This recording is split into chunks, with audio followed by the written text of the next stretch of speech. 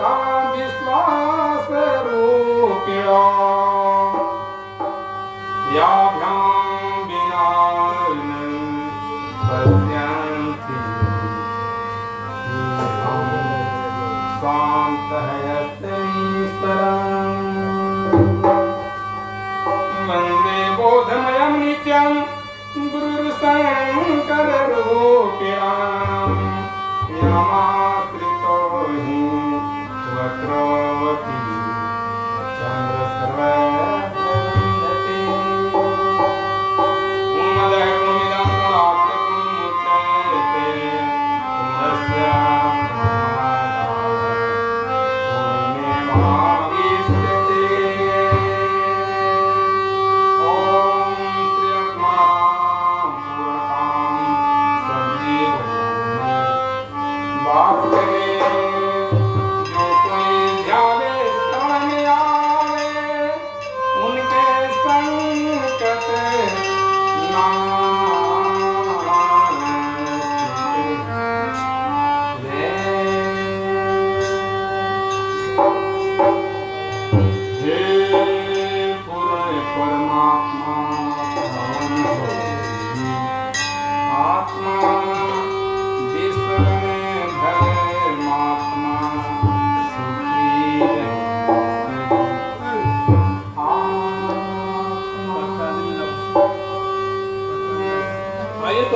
नाम ले रहे हैं।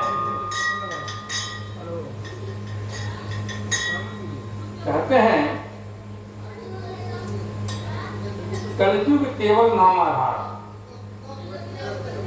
कलयुग केवल नाम आधारा, सुमिरी सुमिरी नर उतर नहीं। तो हम वो नाम का सुमिरन करते हैं, कीर्तन करते हैं, फिर भी पाप क्यों नहीं उतरते हैं? इससे गौर करते हैं आप लोग? जब नाम का सुमिरन करते हैं, कीर्तन गाते हैं, भजन गाते हैं, फिर भी पार नहीं उतर पाते हैं। ऐसा क्यों?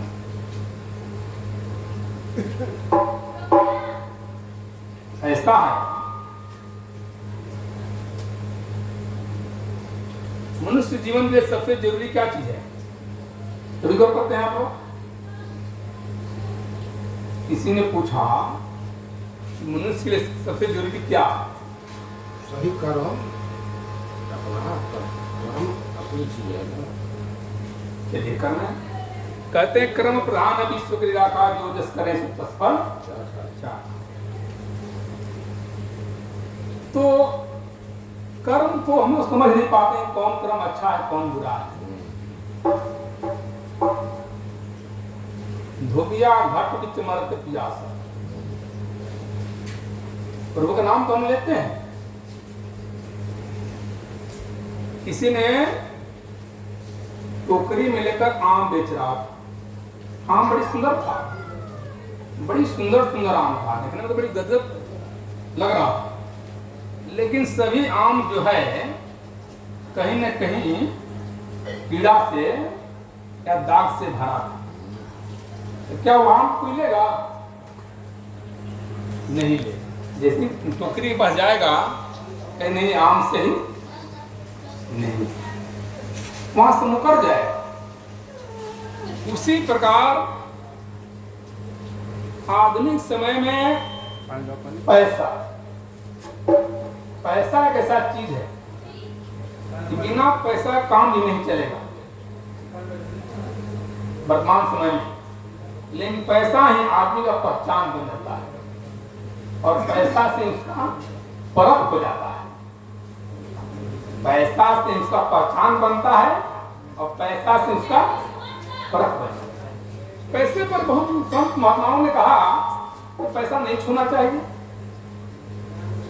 क्यों भाई? ये आदमी जीवन में पैसा महत्व रखता है, लेकिन ये परलोक का बाधा, अच्छे कर्मों का बाधा बन जाता है। ऐसे ही था, 10-5 संत बैठे थे।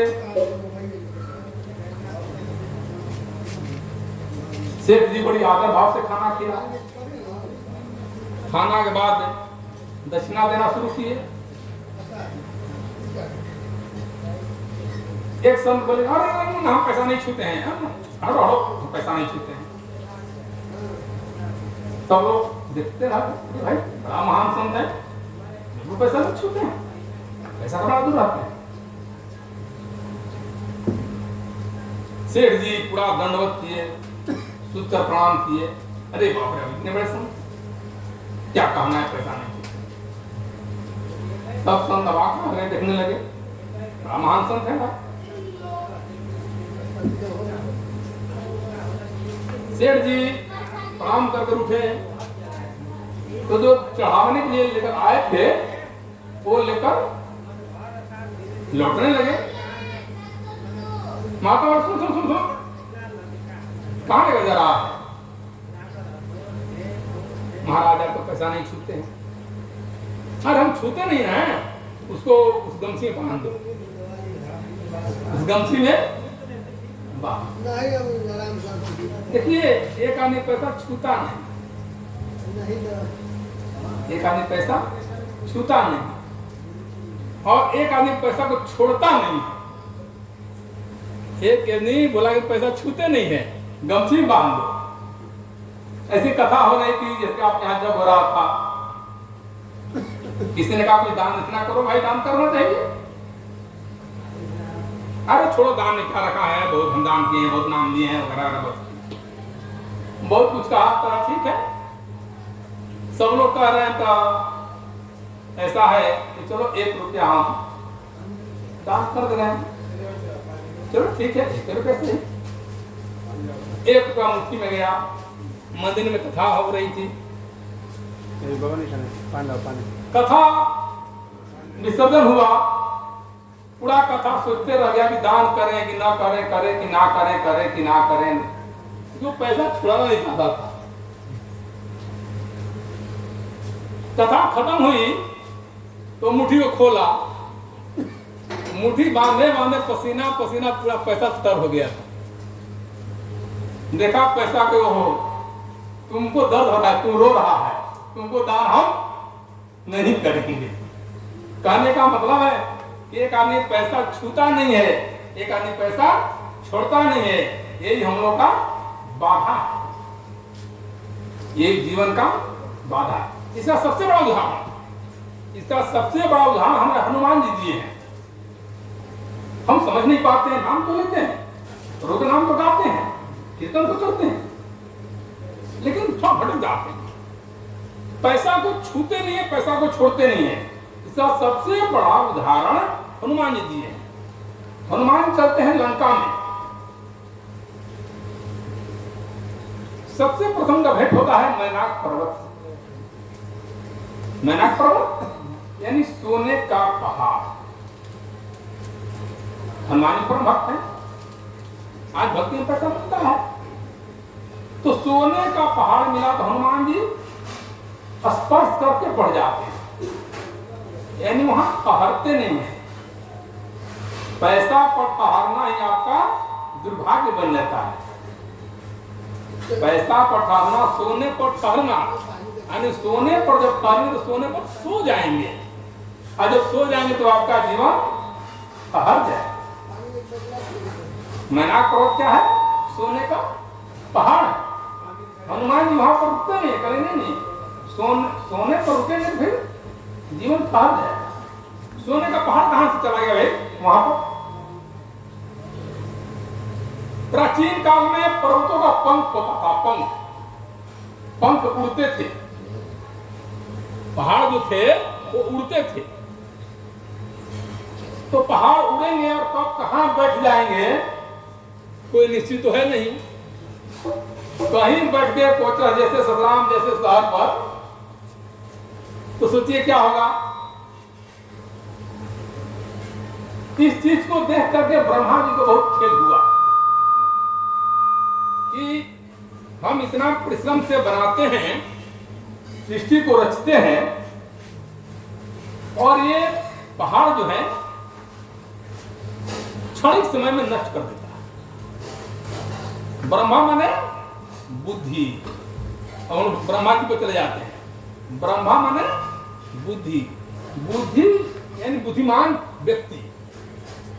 जहां अपराध होता है, कुकर्म होता है, अत्याचार होता है, दुराचार होता है, या हम लोग के अंदर जो दुराचार आ जाता है वो पहाड़ है, वो जल्दी निकलता। जहां बैठ जाएगा सारे राम का भजन, सारे कीर्तन को विलीन कर देता है।